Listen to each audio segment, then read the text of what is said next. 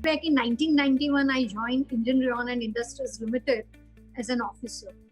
And I was blessed enough to have exposures in the various spheres of finance and accounts. And basically, my core competence was a taxations, accounts, MIS, the Companies Act and all. And I've grown in this organization. In the year 2010, I was offered a job to head the management service division, which is an internal management consultancy group for Aditya Birla Group. You believe, Shalini, the thing is that that was an entirely a different area. In fact, I had to handle the procurement, logistics, marketing, the business review processes, the SOPs and all these things are never a kind of the work which has been done. So I was really at that point in time, I was feeling that I'm changing the full of my career path. I'm really going, in a zone which I won't be able to demonstrate anything to the group. I've shown as a successful, the employee in Indian Rayon. But then also I came out from my comfort zone. I took that risk.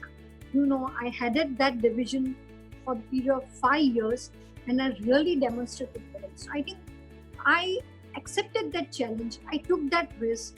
I came out from the comfort zone because I feel comfort zone is no zone. And then in the year 2015, I was named as the CFO of Aditya Birla Noble Limited, which is the erstwhile company, the Indian Rayon, where I started my career. And I am the first woman CFO in the Aditya Birla Group. Otherwise, they had no women CFO in the history of Aditya Birla Group.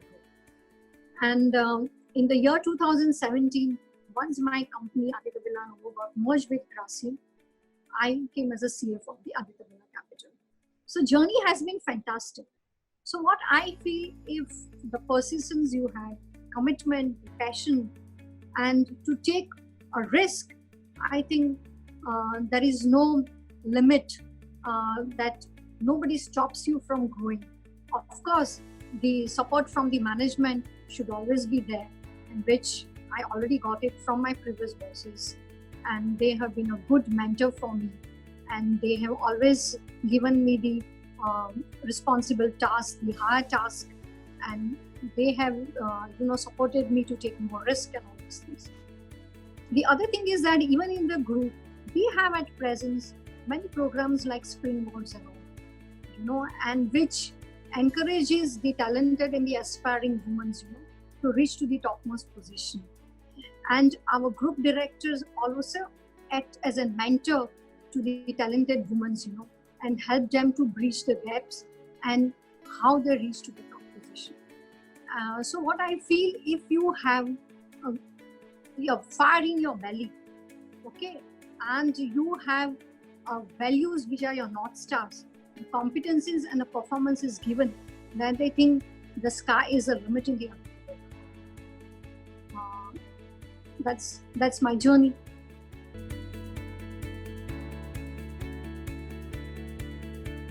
Times have changed now, Shalini. The thing is that the days have gone, the more and more females are joining the financial service sector. And the corporates also encourage the gender diversity. The only thing what I have the message for the aspiring, the talented females, that they should have a commitment, passion. They should also demonstrate that they are capable of taking risk, and they can also have a capability, and they also have a commitment to reach to the top. I think all this is required. Plus, I always, even in my earlier questions, I said that you require the support from the management, the backing from the management, that how they help you in grooving up, how they help you in bridging up your skill gaps and all these things. If all these things are there, I think the females can reach to the top, and they can also show to the world that their performance is also equally competent, or more than that, even for the male employee.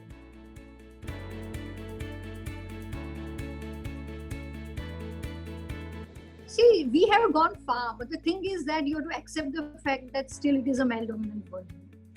So the male employee really, he gets agitated. He's not comfortable when he has to deal with a female employee.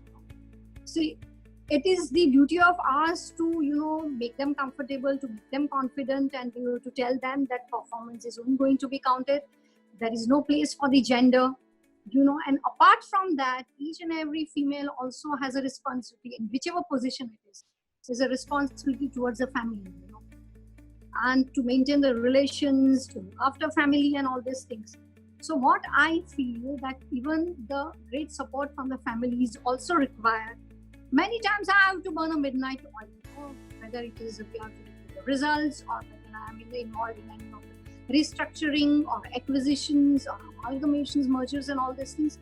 But I'm not worried for my family, because they are aware that I'm required to, and the duties in my office at that point in time is more important than the duties what I have to do it in the family.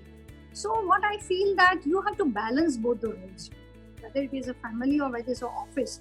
I think once you achieve that, then there is no way in which that you can't balance both the roles.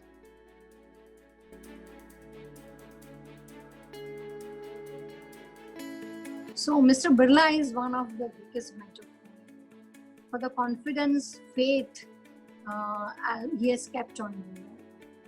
The thing is that mentor is required, or maybe it may not be a kind of a mentor-mentee relations, but you can get many things from your leaders also, from your bosses also.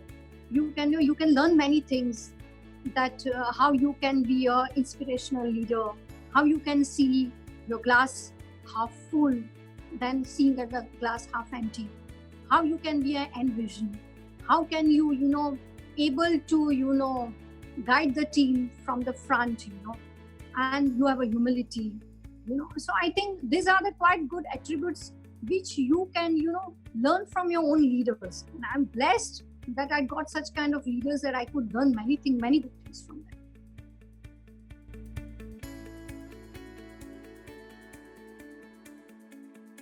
So the first and the foremost things that you should be humble. You should understand your team better. You should always carry them. Then you should inspire your team.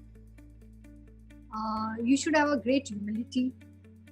Then you should, the encourage, because the thing is that the leader can't perform alone. It requires a good support from the good team, because then only it's able to excel in the life. Otherwise, even in the company, because the team is capable of taking, the mundane things and all. So they free up the leader, to do more kind of a strategy work and all these things. So I think for me that you need to be always carry your team together.